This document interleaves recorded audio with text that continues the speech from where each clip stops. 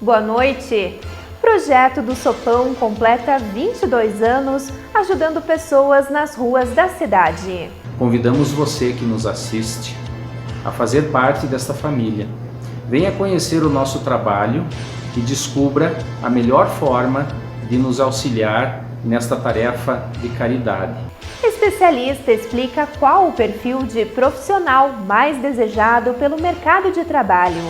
Sabe aprender, desaprender e reaprender rapidamente, porque é sim o ritmo de mudanças agora, né? Então uma coisa que eu aprendi hoje, talvez amanhã eu já vou ter que mudar.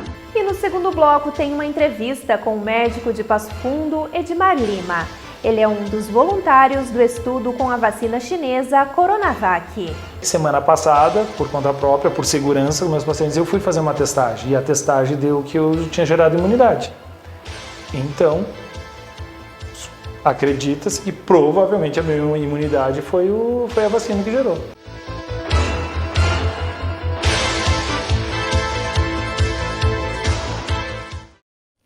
Se você é de Passo Fundo, certamente já ouviu falar do Grupo do Sopão, que uma vez por semana distribui alimentos, cobertores e roupas aos moradores de rua.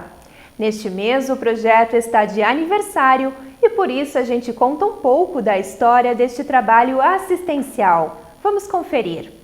Colabore com quem ajuda. Há mais de 2 décadas em atividade, o Grupo Espírita Casa do Caminho auxilia pessoas em situação de vulnerabilidade social.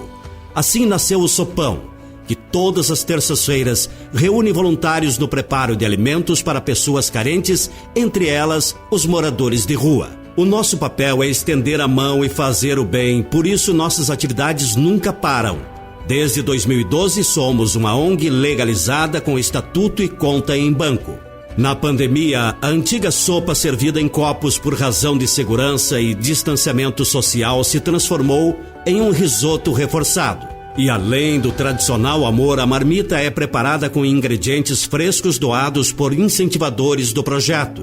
Para ser voluntário do Sopão, basta sentir vontade de colaborar.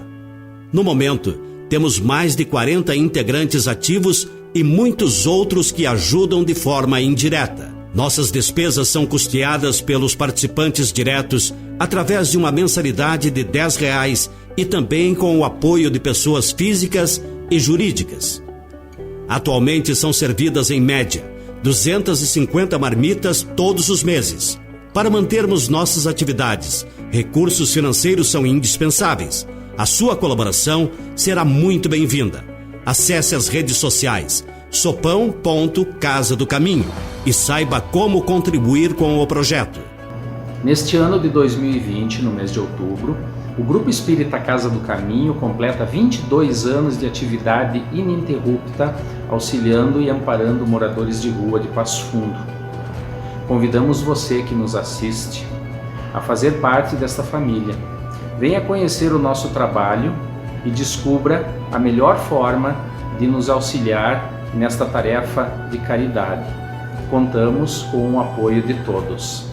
Mais informações sobre o projeto do Sopão pelo telefone 54992020043. Todos nós fomos impactados de alguma forma pela pandemia. E para retomar o crescimento econômico, muitos setores precisaram se reinventar. Um deles, sem dúvida, é o da empregabilidade, que rapidamente mudou os processos de recrutamento de pessoas. A psicóloga Karine Hakinhar explica como estão funcionando as seleções e o perfil de profissional mais desejado pelo novo mercado. Algumas empresas que nunca haviam utilizado métodos virtuais para fazer um processo seletivo, de repente se viram tendo que fazer o processo 100% online. E algumas empresas um pouco mais tímidas, fazendo algumas etapas dos processos online. O ideal é a gente conseguir mesclar, né, métodos tradicionais e métodos online no processo seletivo. O importante é fazer uso dessa digitalização, dessa descomplicação, da inteligência artificial, dessa transformação tecnológica que está atingindo e tendo um impacto muito grande dentro dos RHs. E a tecnologia, ela tem um impacto positivo, sim, quando bem conduzido dentro do recrutamento e seleção. Impacta 3 aspectos muito importantes no processo seletivo, que é o tempo, a qualidade e a assertividade do processo, sem perder a humanização, porque tem como ser digital e tem como ser humano, basta que o recrutador esteja preparado para isso, né? Hoje os recrutadores estão tendo que trabalhar muito próximos da alta gestão para entender o que está acontecendo, quais são as demandas, qual é o perfil que se precisa buscar para atender as demandas da empresa hoje e ali na frente, né? Talvez o profissional que se buscava antes da pandemia era um e hoje já é outro perfil. Uma coisa vai continuar sendo difícil, já era difícil antes da pandemia e possivelmente vai continuar sendo um desafio para os recrutadores, que é encontrar aquele perfil, aquele talento que nós precisamos para aquela vaga específica. Por isso é muito importante que o recrutador esteja muito alinhado com o que está se buscando. O RH precisa trabalhar nesse momento, em todos os outros agora mais ainda, com muita parceria e muita empatia com todas as áreas para entender que tipo de profissional se busca, o que mudou dentro daquela área, a questão do home office, como é que está, a questão dos horários, da flexibilidade. Então, o recrutador tem que sentir muito isso para conseguir fazer um processo seletivo o mais adequado possível, né? Com relação às competências que se estão buscando hoje, né? Hoje fala-se muito em soft skills. O que é isso? São as competências comportamentais. É aquilo que muitas vezes diferem o humano de uma máquina, né? Competências que o humano consegue entregar, como a nossa coragem, a nossa criatividade, a nossa empatia, que é aquilo que a gente não aprende na faculdade, por exemplo, né? É eu saber me relacionar, é eu conhecer as minhas emoções e as emoções do outro. Então, isso é um diferencial muito grande. Não existe candidato perfeito, candidato certo, candidato errado. Vamos focar no potencial para se desenvolver. Hoje isso tem sido um grande diferencial. É a questão do profissional que sabe aprender, desaprender e reaprender rapidamente, porque é sim o ritmo de mudanças agora, né? Então, uma coisa que eu aprendi hoje, talvez amanhã eu já vou ter que mudar. O profissional precisa ter flexibilidade, ele precisa se adaptar rapidamente. Aquela história, eu contratei porque tem um bom conhecimento técnico, mas desliguei porque não tem um bom comportamento. Não temos mais tempo para isso, né? Nem tempo nem dinheiro para isso. Nós precisamos ser assertivos já no processo inicial. O Fórum Econômico Mundial divulgou 10 habilidades mais valorizadas pelas empresas no mercado de trabalho, né? Então, que nós precisamos desenvolver, né? Enquanto candidatos, e os recrutadores, possivelmente, o que estarão buscando em seus processos seletivos. Quais são elas? Resolução de problemas, pensamento crítico, criatividade, liderança, inteligência emocional, julgamento e tomada de decisão, orientação para o serviço, negociação, flexibilidade cognitiva. E vejam que muitas delas estão atreladas com as soft skills, com a inteligência emocional, com as competências comportamentais, né? Então, esse é um grande diferencial. É aquilo que o recrutador busca e é aquilo que o candidato está buscando desenvolver para concorrer às vagas que estão surgindo no mercado. E no segundo bloco do Jornal da Câmara, a gente fala sobre a corrida global contra a Covid-19. Nós vamos conversar com um médico de Passo Fundo, que é voluntário do programa de testagem da vacina chinesa.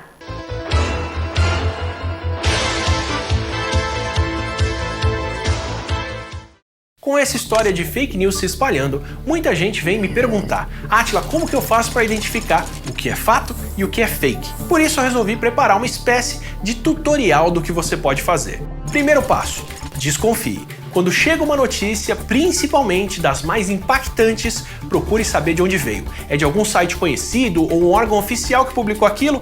Saiu nos principais veículos de comunicação? Segundo passo: confira sempre. Existem plataformas profissionais feitas para checar o que é fake e o que é fato. Dá uma olhadinha lá para cortar caminho. Terceiro passo: é fato ou é opinião? Não tem nada de mal em compartilhar uma opinião honesta, só não pode confundir com fatos concretos. Quarto passo: se é verdade, compartilhe. Compartilhar informação e conhecimento é sempre positivo. O que não se deve fazer é ofender ou espalhar mentiras, combinado? Se for fake news, não transmita. Justiça eleitoral, a justiça da democracia. O mundo que nos aguarde. Mas a gente não espera não. A gente já tá descobrindo, aprendendo e ensinando. Você sabia que o Brasil tem o maior programa de vacinação do mundo? São vacinas que nos protegem e nos fazem crescer fortes e saudáveis. Pra gente continuar fazendo toda a diferença para o mundo. Então cola com o nosso movimento, que disso a gente entende. Temos muitos vídeos para criar, foguetes pra lançar, um mundo pra conectar. Você vai ver. Até lá, o importante é manter nossa caderneta de vacinação sempre atualizada. E o movimento Vacina Brasil continua. É hora de atualizar a caderneta de crianças e adolescentes menores de 15 anos. Crianças de 1 a menores de 5 anos também precisam ser vacinadas contra a poliomielite. Movimento Vacina Brasil é mais proteção para todos. Saiba mais em saúde.gov.br/Vacina Brasil. Ministério da Saúde, Governo Federal, Pátria Amada Brasil.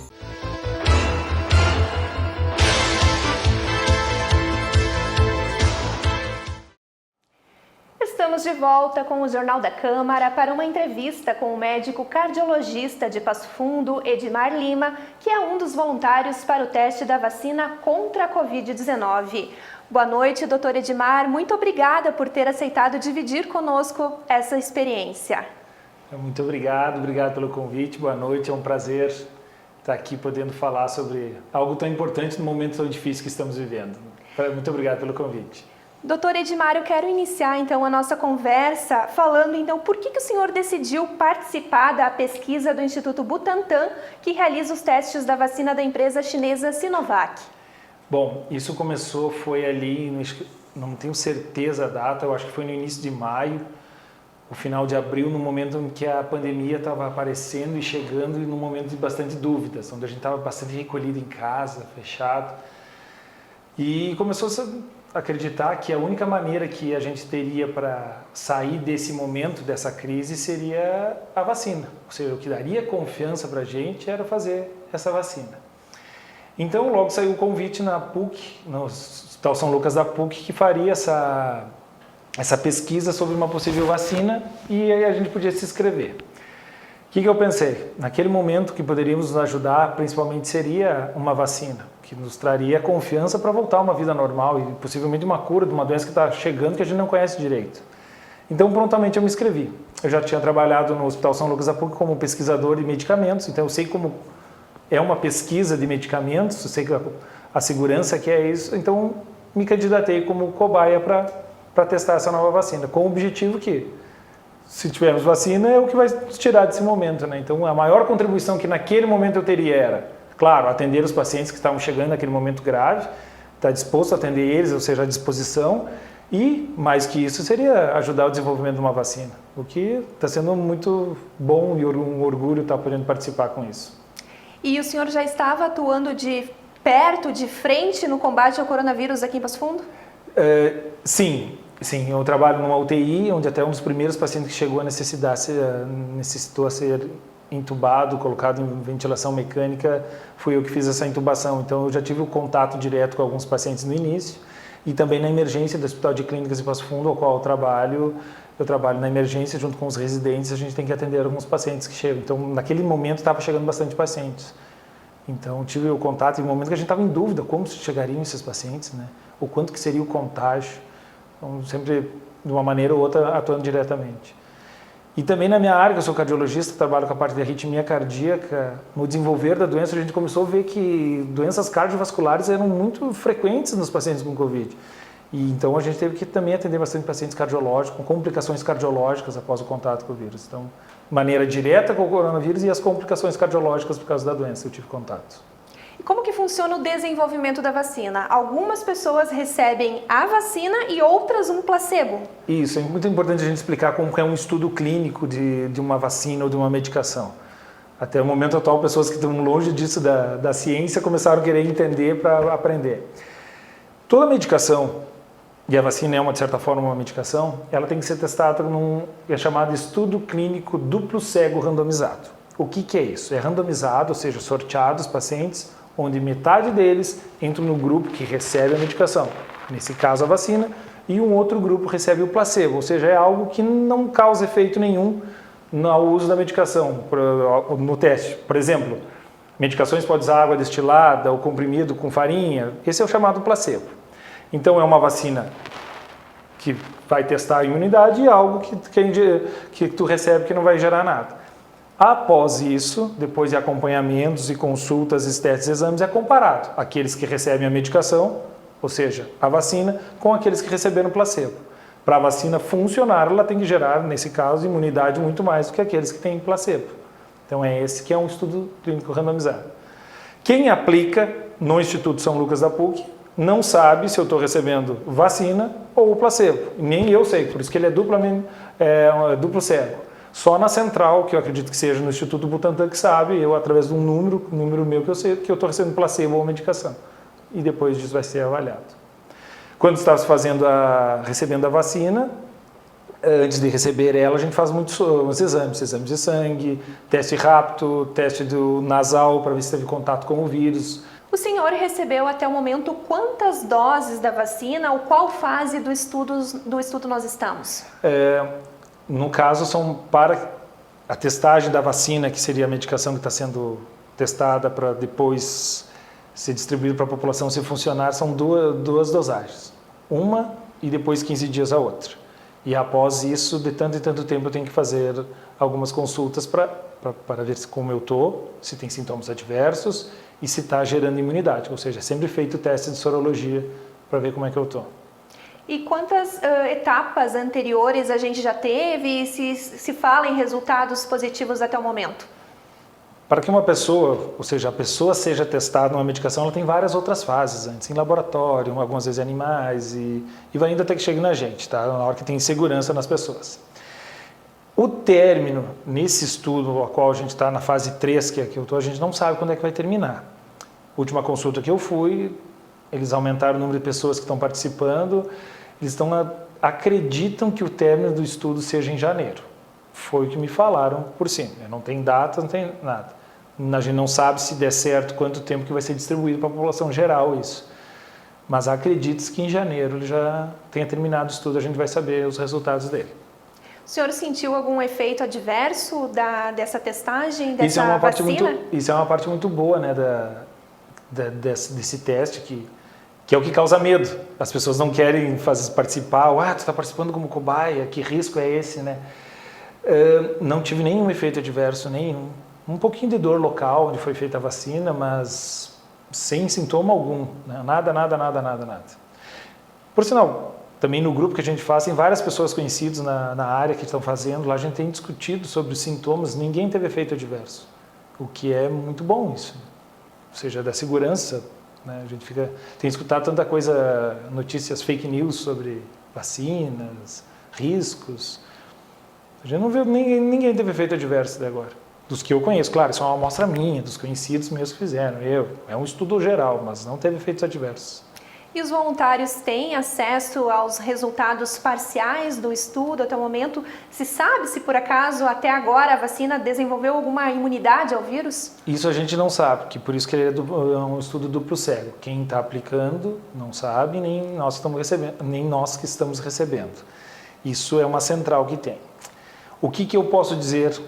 Pessoalmente, eu, não que seja o estudo. Devido ao fato de ser médico, e estou sempre tendo contato com os pacientes, seja no consultório ou no hospital, a gente está sempre suscetível a ter contato com alguma pessoa que possa ter o vírus. Então, por segurança, a gente está sempre se testando para continuar a trabalhar, para ver se não está carregando o vírus para não transmitir. E a parte boa que eu tenho é que semana passada, por conta própria, por segurança dos meus pacientes, eu fui fazer uma testagem. E a testagem deu que eu tinha gerado imunidade. Então, acredita-se que provavelmente a minha imunidade foi a vacina que gerou. Então, da minha, claro que eu sou só uma amostra, sou eu, não sou um estudo completo.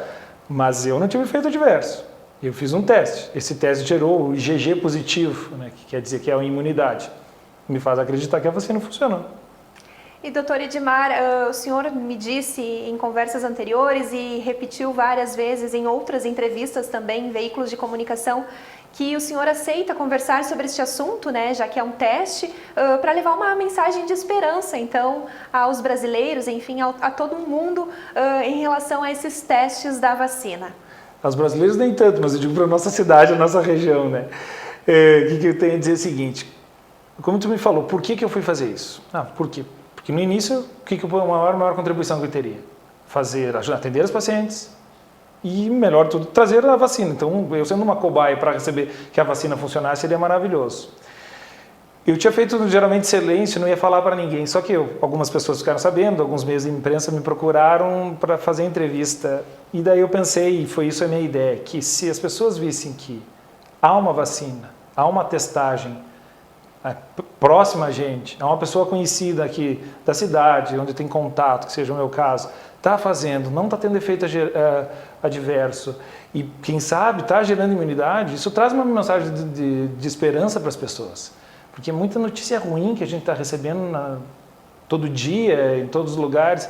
Então, trazer essa mensagem de esperança para as pessoas, eu acho que foi importante. As pessoas, quando vê que tem uma pessoa próxima, um paciente, o meu médico está fazendo o teste, eles ficam confiantes, eles ficam esperançosos disso. Eu acho que foi válido, então, nesse sentido.